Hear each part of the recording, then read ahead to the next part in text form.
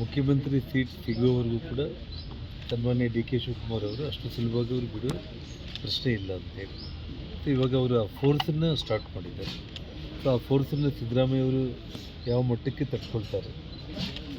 So ತಿರ್ಗಾ ಆ force D K Shivakumar ಮೇಲೇ ಬಿದ್ದು ಸಿದ್ದರಾಮಯ್ಯ ಅವರು ಮುಂದೆ ಉರಿತಾರೆ, ಅಥವಾ ಈ ಫೋರ್ಸ್ ಇನ್ನೂ ಯಾವ ಪ್ರಮಾಣದಲ್ಲಿ ದಿನೇ ದಿನೇ ಅವರು ಇದನ್ನು ಉಪಯೋಗಿಸ್ತಾರೆ ಅನ್ನೋಂಥದ್ದನ್ನು ನಾನು ಈ ಹಿಂದೆಯಿಂದ ಕೂಡ ಹೇಳ್ತಾ ಬರ್ತಾಯಿದ್ದೀನಿ. ನಾನು ಸರ್ಕಾರದ ಒಂದು ರೀತಿಯಲ್ಲಿ ಹೇಳಬೇಕಂದ್ರೆ ಆಡಳಿತ ಅನ್ನೋದು ವಿಧಾನಸೌಧದಲ್ಲಿ ಸಂಪೂರ್ಣವಾಗಿ ಯಾವುದೇ ಅಧಿಕಾರಿಗಳು ಯಾವ ಫೈಲ್ ಮುಟ್ಟಬೇಕನ್ನೋದನ್ನ ಹೆದರ್ತಾ ಇದ್ದಾರೆ.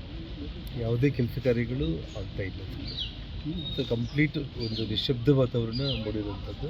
ಕೇವಲ ಅವರು ಪಕ್ಷದಲ್ಲಿ ಆ ಮುಖ್ಯಮಂತ್ರಿ ಸೀಟ್ಗಾಗಿ ಅವರು ಏನು ಗೊಂದಲಗಳು ಸೃಷ್ಟಿಯಾಗ್ತಾ ಇದೆ, ಅದರಿಂದನೇ ಇವತ್ತು ಸಂಪೂರ್ಣ ಆಡಳಿತನೇ ಕುಸಿದೋಗಿರುತ್ತೆ. ಬದಲಾವಣೆ ಆಗತ್ತಂತ ನಾನೇ ಒಂದು ಮಾತನ್ನು ಹೇಳಿದ್ದೀನಿ. ನೀವು ಕಂಪ್ಲೀಟ್ಲಿ ಸೀಟು ಸಿಗುವವರೆಗೂ ಕೂಡ, ಮುಖ್ಯಮಂತ್ರಿ ಸೀಟ್ ಸಿಗೋವರೆಗೂ ಕೂಡ ಡಿ ಕೆ ಶಿವಕುಮಾರ್ ಅವರು ಇನ್ನು ನೀವು ದಿನ ದಿನ ನೋಡ್ತಾ ಬರ್ತೀರಿ.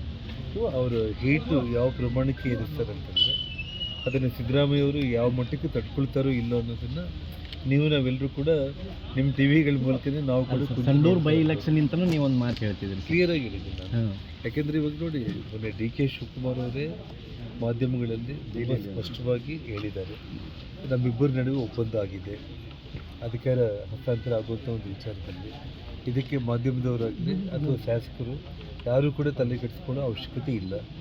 ನಮ್ಮಿಬ್ಬರಲ್ಲಿ ಮಾತುಕತೆ ಆಗಿದೆ, ಒಪ್ಪಂದ ಆಗಿದೆ.